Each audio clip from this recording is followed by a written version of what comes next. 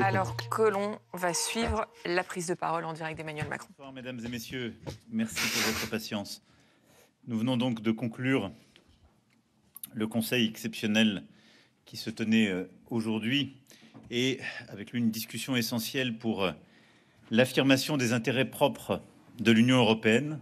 D'abord le soutien à l'Ukraine et pour la sécurité en Europe, puis pour accélérer sur notre agenda d'investissement dans la défense européenne.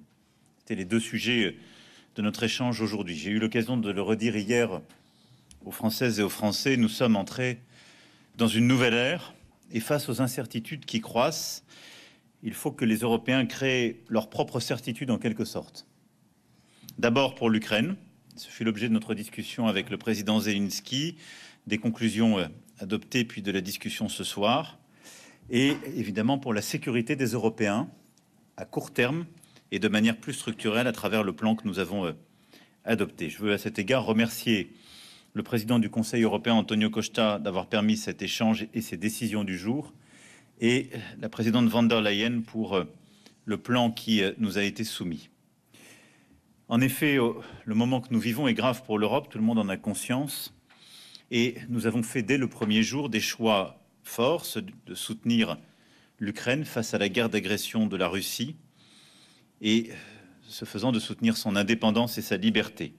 Et ce qui se joue en Ukraine, c'est évidemment la sécurité, la souveraineté de ce pays, mais c'est également notre sécurité à tous. Ce Conseil européen donc a acté la poursuite du soutien européen financier et militaire à l'Ukraine et quelques principes fondamentaux qui doivent nous orienter sur le chemin d'une paix solide et durable. Et à ce titre, les grands principes que nous avions actés à la réunion de Paris le 17 février dernier, confirmés ensuite à Londres, ont été validés par tous. Nous voulons la paix pour l'Ukraine et par l'Ukraine, et les Ukrainiens la veulent plus encore. Le président Zelensky l'a lui-même redit ce midi. Nous voulons une paix solide et durable, c'est-à-dire une paix qui garantisse la souveraineté de l'Ukraine et qui ne soit pas une prime pour l'agresseur, ni une capitulation, ni un cessez-le-feu sans garantie, expérience que nous avons déjà vécue en 2014, je le rappelais là aussi hier.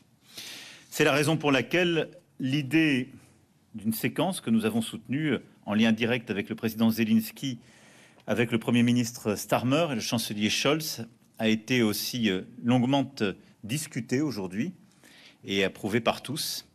L'idée que nous allions d'abord vers une trêve qui permette d'être mesurée et vérifiée, trêve dans les airs, sur mer et sur les infrastructures civiles, qui puisse ensuite permettre de discuter ce qui constitue les garanties de sécurité au sens large, qui vont du renforcement de l'armée ukrainienne à la présence de forces européennes ou non européennes sur le sol ukrainien, jusqu'à d'autres types de garanties.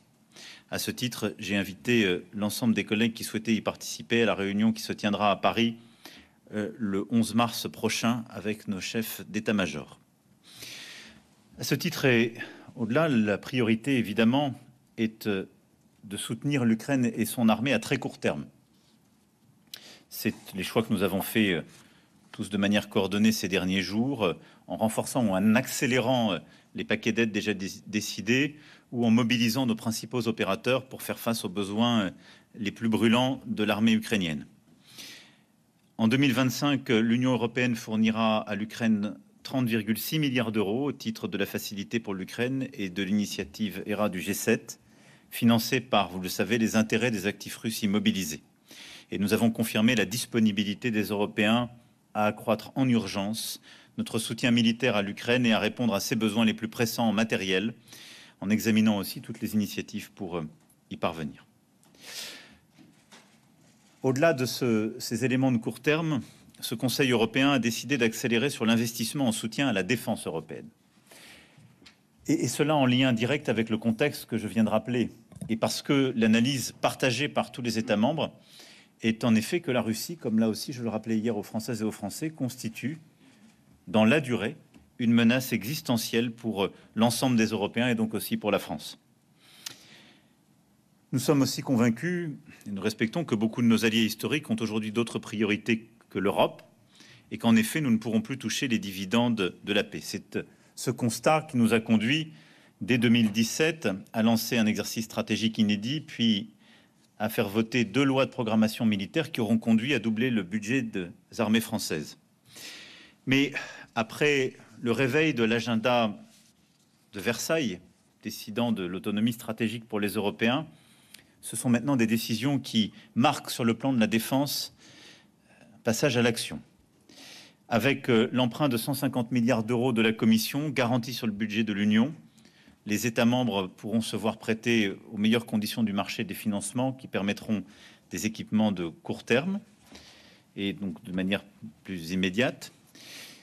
La décision ensuite de règles plus flexibles du pacte de stabilité et de croissance permettra de libérer des investissements de défense au niveau national par les États membres. Plusieurs programmes du budget européen, notamment les fonds structurels, sont repriorisés par la Commission pour pouvoir être utilisés là aussi sur les dépenses en matière de défense. La Banque européenne d'investissement est mobilisée, plutôt remobilisée sur ses actifs et ses activités. Et évidemment, l'épargne européenne, que nous savons abondante, servira aussi et sera mobilisée pour la base industrielle de défense européenne, notamment par l'Union des marchés de capitaux. Toutes ces actions de court terme, et je remercie encore une fois la Commission pour ce travail, ont été validées.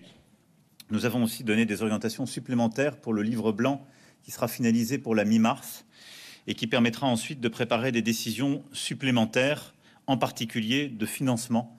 Parce qu'au-delà de la mesure de très court terme du prêt de 150 milliards, il faut trouver en effet des financements communs plus pérennes. J'ai pu là-dessus faire plusieurs propositions et je pourrai y revenir si vous le souhaitez dans les questions. Ce qui importe à mes yeux aussi, c'est la méthode derrière cela. C'est que nous avons évidemment besoin de dépenser davantage, d'investir davantage dans notre défense.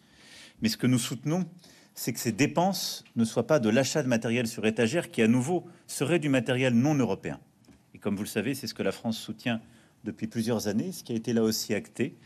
Ce qui suppose de définir des domaines de priorité, ceux sur lesquels nous avons soit des dépendances, soit des concurrences entre des solutions européennes et non européennes. Défense aérienne et antimissiles, systèmes d'artillerie, y inclut les capacités de frappe dans la profondeur, missiles et munitions, drones et systèmes anti-drones, facilitateurs stratégiques y inclut pour le spatial et la protection des infrastructures critiques, mobilité militaire, cyber, intelligence artificielle et guerre électronique. Sur ces domaines-là, la méthode est d'identifier les meilleurs entrepreneurs et les meilleures entreprises que nous avons, les programmes déjà existants, essayer d'accélérer leur rythme et augmenter leur capacité de production et demander à chaque État membre de réexaminer les commandes en cours pour voir s'il peut prioriser des commandes européennes. Revenir sur les règles aujourd'hui trop lourdes des procédures d'attribution et donc simplifier les règles de passation de ces marchés. Revenir aussi sur les règles très coûteuses et non compétitives du retour géographique qui existe pour beaucoup de nos programmes. Le spatial étant sans doute l'un des premiers tests, et je le dis, un jour de succès spatial européen avec le tir d'Ariane 6. Nous y sommes donc, et c'est un véritable sursaut d'investissement européen qui est aujourd'hui décidé, qui n'est qu'une étape, avant donc le livre blanc, des décisions supplémentaires qui viendront dans ce semestre au niveau du Conseil, mais une articulation plus profonde, comme vous l'avez compris, de notre base industrielle et technologique de défense européenne. Ces décisions, pour moi, sont un élément clé de ce que j'appelais hier de mes voeux, et ce sur quoi nous sommes aussi mobilisés au niveau national. C'est-à-dire que compte tenu de la menace, et quoi qu'il advienne en Ukraine, nous avons besoin d'augmenter nos capacités de défense, et nous avons besoin de bâtir, sur les quelques années qui viennent, des capacités de défense autonomes pour les Européens. Je me félicite des choix qui ont été faits aujourd'hui, mais aussi du très large consensus qui a émergé de nos échanges, et qui marque à mes yeux une grande lucidité des Européens et un réveil stratégique profond. Nous aurons donc dans les semaines à venir à en tirer toutes les conséquences, sur le plan économique lors du prochain Conseil, sur le plan de la défense et de la sécurité dans les semaines qui viennent par de nouvelles décisions. Je vais maintenant répondre à vos questions.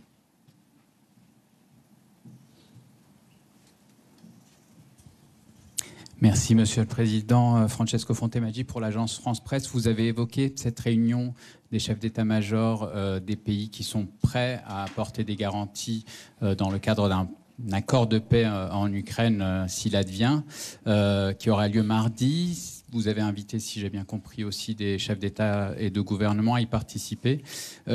Est-ce que vous pouvez nous dire combien de pays sont prêts à participer à cette réunion et au-delà à la coalition pour ces garanties de sécurité? Et donc, est-ce que la coalition, le plan franco-britannique ou français soutenu par les Britanniques, je ne sais pas comment il faut l'appeler, commence à prendre forme? Est-ce que vous pouvez nous dire où ça en est et à quel moment vous serez prêt à aller le présenter à nouveau au président Trump, notamment à Washington? Et sur ce point-là, est-ce que vous avez pu avancer sur le backstop, l'éventuel filet de sécurité que beaucoup de pays réclament des États-Unis pour pouvoir eux-mêmes s'engager à apporter des garanties? Merci.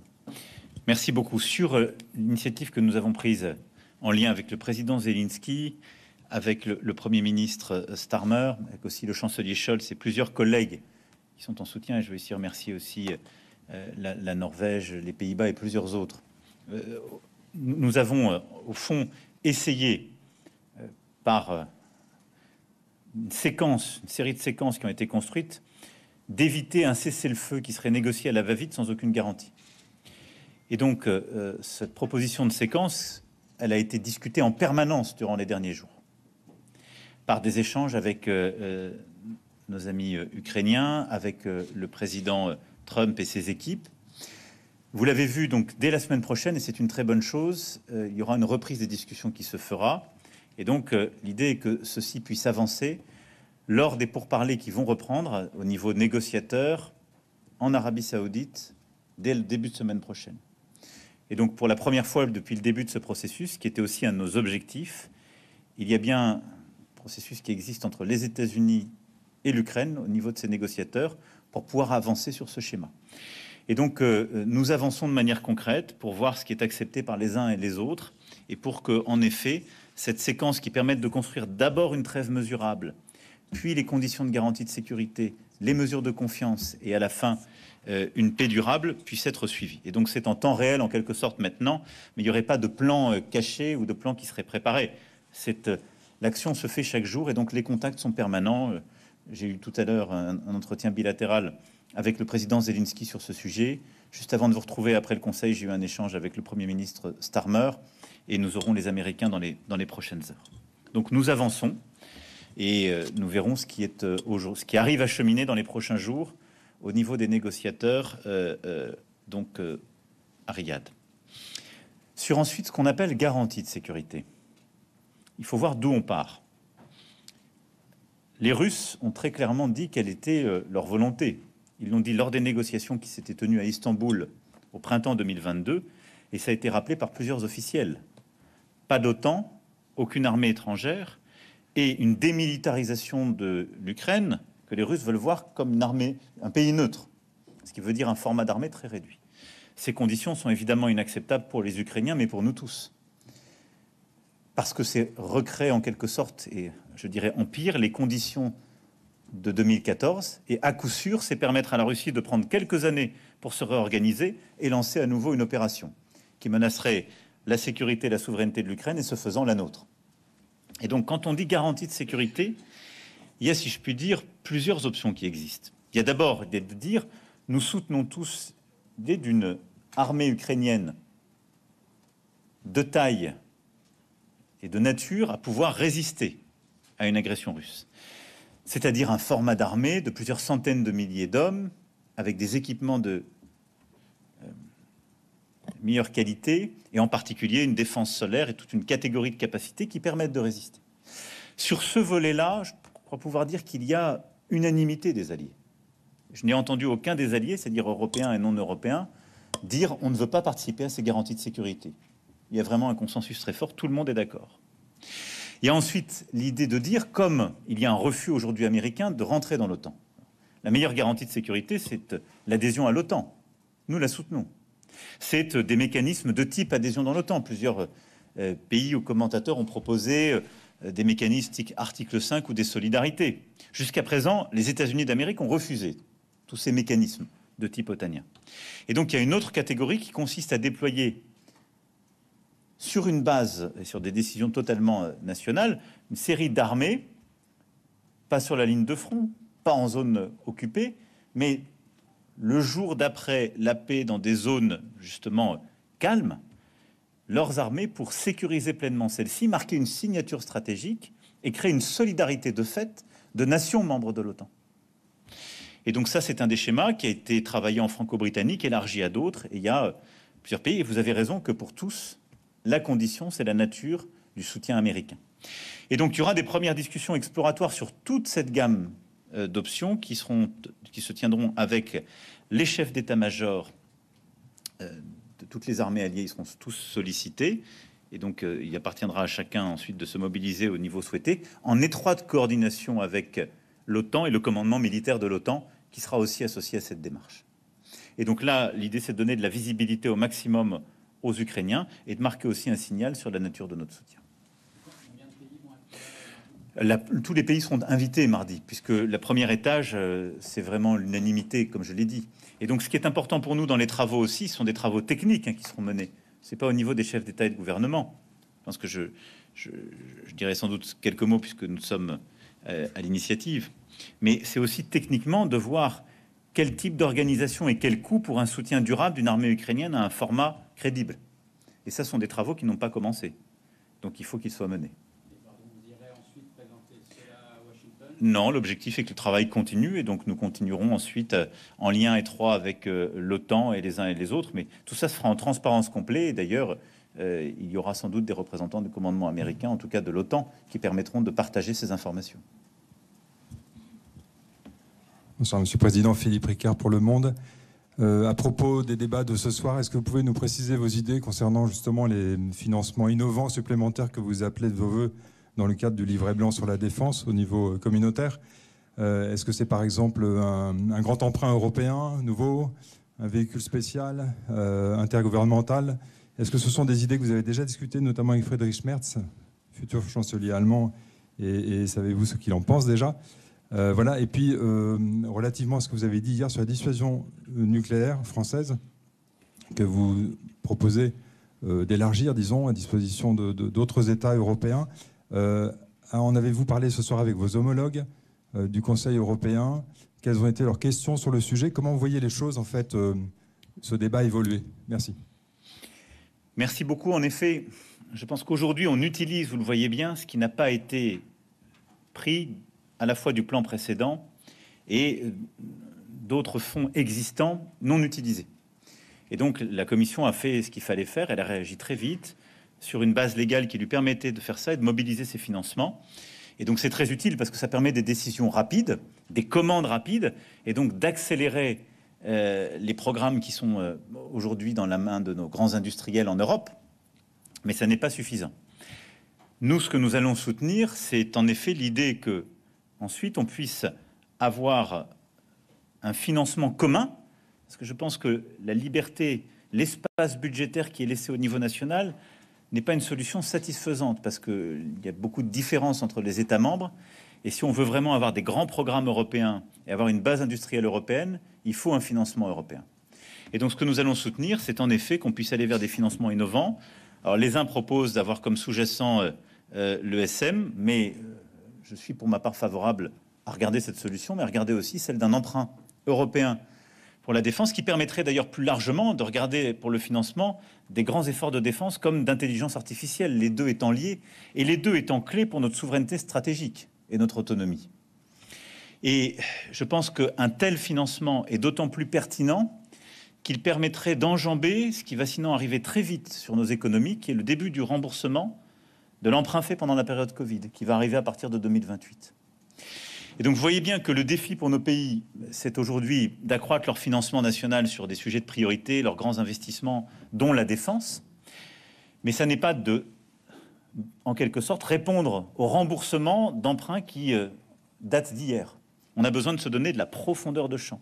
Et quand on regarde au niveau agrégé, l'Union européenne ou même la zone euro, on a un sous-endettement de cet espace par rapport aux États-Unis d'Amérique qui nous donne beaucoup d'espace. Et j'insiste là-dessus, les 5 à 10 ans qui viennent, le rapport Draghi comme le rapport Letta l'ont très bien montré, et la situation géopolitique accélère cela. Ce sont les 5 à 10 ans où nous avons des investissements massifs à faire.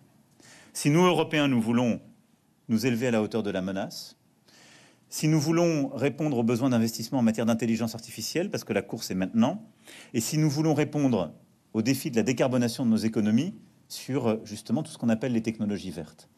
Et donc la priorité, c'est de mobiliser un financement commun pour le faire maintenant et avoir plutôt des échéances de remboursement qui viendront quand on aura passé cette bosse, si je puis dire. Et quand on aura sécurisé des équipements qui nous permettent d'être crédibles pour nous-mêmes, quand on tirera les dividendes de la décarbonation, parce que dans quelques années, on va avoir ces dividendes. On est en train d'investir massivement sur nos interconnexions, sur nos réseaux, sur nos programmes nucléaires et renouvelables. Tout ça va nous permettre d'être beaucoup moins dépendants du coût des fossiles. Et donc ça, on aura le dividende, si je puis dire, ou le retour sur investissement dans 5 à 10 ans. Et donc je pense que la bonne solution pour les Européens, c'est en effet de mobiliser massivement des financements par les marchés, en commun, de montrer cette signature commune et de pouvoir le faire en particulier pour aller plus loin en matière de défense. En parallèle, je suis favorable à ce qu'il y ait des ressources propres. J'ai évoqué ce soir plusieurs pistes, dont la fameuse taxe numérique, évoquée depuis plusieurs années. Je pense que le moment est opportun pour enfin y venir, et ça devrait être une ressource propre européenne, mais on doit avoir des ressources propres aussi pour faire face à cela. On a besoin d'un nouveau saut comme on a su le faire dans le temps du Covid. Sur tout ça, j'ai évidemment commencé la discussion avec le futur chancelier Merz, et donc nous avançons, nos équipes échangent en temps réel, et je pense que c'est en effet un moment important de la convergence franco-allemande, et j'aurai l'occasion de rééchanger avec lui dans les prochaines semaines. Et j'ai vu quand même entre la période du Covid et aujourd'hui beaucoup d'évolutions sur ce sujet. Et vous l'avez d'ailleurs vu vous-même, beaucoup d'États ou de responsables politiques qui étaient naguère totalement hostiles à toute forme d'endettement commun les soutiennent s'il y a derrière justement les programmes que j'évoquais. Sur la dissuasion nucléaire, j'ai expliqué hier de quoi il en retournait. Ce que j'ai proposé, c'est d'ouvrir une conversation stratégique avec les États membres qui étaient intéressés à justement avancer sur ce sujet. Plusieurs de mes collègues sont venus me voir, et donc maintenant on va ouvrir une phase où nos techniciens vont échanger. On va regarder exactement, on va ouvrir un dialogue à la fois stratégique et technique, et se suivront des échanges au niveau des chefs d'État et de gouvernement pour regarder d'ici la fin du semestre s'il y a des coopérations nouvelles qui peuvent voir le jour. Toute la journée. Mais parce que j'ai aussi répondu à une invitation qui a existé. Et c'est normal. Regardons quand même avec lucidité la situation que nous vivons depuis 3 ans. Pourquoi les Européens et tous plus largement sont dans cette situation face à l'Ukraine? Parce que vous avez une puissance nucléaire qui est l'agresseur. Et donc, de manière assez légitime, l'Europe doit se poser la question de la dissuasion nucléaire pour elle-même, au sens large. Bonsoir, Monsieur le Président. Bonsoir. Moi, je suis journaliste russe en exil ici en France, de la chaîne indépendante Docht. Je m'appelle Denis Kataev. Merci à la République française pour nous accueillir ici en Europe. Et j'ai une question sur la réaction. Monsieur le Président, merci pour vos efforts et vos initiatives inspirent l'optimisme, mais par tout le monde. Pas pour tout le monde.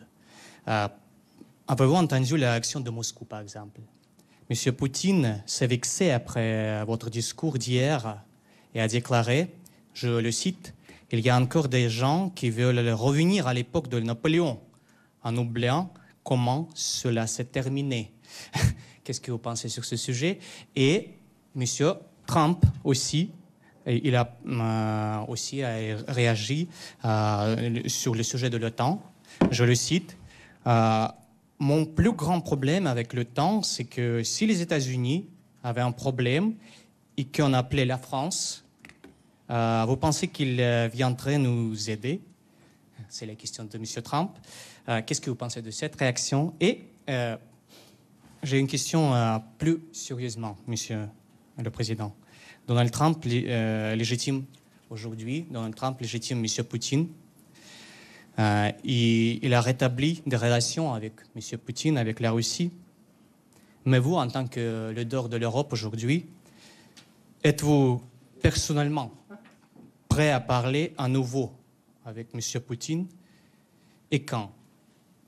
Parce qu'à Washington, vous avez également évoqué qu'après Boutcha, c'est impossible. Et maintenant, c'est possible et le moment n'est-il pas encore venu pour parler avec M. Poutine. Merci, Monsieur le Président. Merci beaucoup. Sur votre première question, je connais bien le président Poutine, donc s'il réagit comme ça, c'est qu'il sait que j'ai dit vrai et que je sais que il peut trahir les accords qu'il signe et qu'il l'a déjà fait, que je suis là pour en témoigner, puisque nous étions avec la chancelière Merkel les garants par le processus de Normandie d'accord de Minsk qu'il a délibérément violé. Ensuite, je pense qu'il fait un contresens historique et ça m'étonne de lui. Napoléon menait des conquêtes. La seule puissance impériale que je vois aujourd'hui en Europe s'appelle la Russie. Et c'est un impérialiste révisionniste de l'histoire et de l'identité des peuples. Et notre volonté, nous, c'est d'être une puissance de paix et d'équilibre. Au fond, tout ce que nous faisons, par les choix, y compris d'ailleurs de nos armées, pour éviter la guerre de demain, ce sont des choix de paix. Et donc je pense que le président Poutine devrait revenir à cette vision-là. En tout cas, c'est un contresens historique. Dans la référence, c'est sans doute qu'il fut piqué du fait que nous avons démasqué son jeu. S'il y a un cessez-le-feu, ça n'est pas pour faire la paix durablement. Ce sera pour mieux reprendre la guerre. À la question de savoir si la France viendrait aider les États-Unis d'Amérique, je convoquerai notre histoire séculaire. Lafayette est venu, Pershing a fait le trajet dans le sens inverse en convoquant cette mémoire, et j'étais il y a encore quelques jours aux côtés de vétérans américains qui avaient fait le chemin jusqu'à Omaha Beach, et tant d'autres l'ont fait. Nous avons toujours été là l'un pour l'autre. Mais oserais-je rappeler que pas simplement les Français, les Européens étaient là quand l'Afghanistan fut sonné. Et d'ailleurs, on ne les a pas prévenus poliment quand l'Afghanistan cessa. Donc nous sommes des alliés loyaux et fidèles. Que quiconque ose en douter regarde simplement l'histoire contemporaine qui est la nôtre. Elle justifie tout simplement ce que nous avons pour les États-Unis d'Amérique, ce que j'ai pour ses dirigeants, respect et amitié. Et je pense qu'on est en droit de réclamer la même chose, parce que notre histoire montre qu'on le mérite.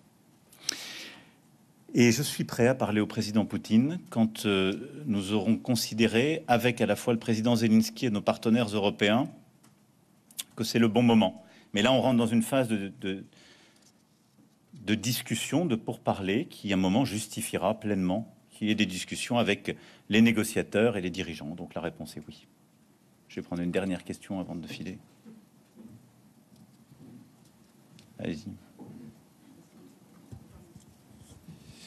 Bonsoir Monsieur le Président, Léopold Debert pour BFM TV. Dans la suite de ce que vous venez de dire, il y a une déclaration il y a quelques heures de Marco Rubio, secrétaire d'État américain, sur la profondeur de cette guerre, d'où vient-elle, etc., avec ce message qu'il a dit. C'est-à-dire que pour lui, on est dans une guerre entre les États-Unis et la Russie. En fait, l'Ukraine ne serait qu'une sorte de proxy.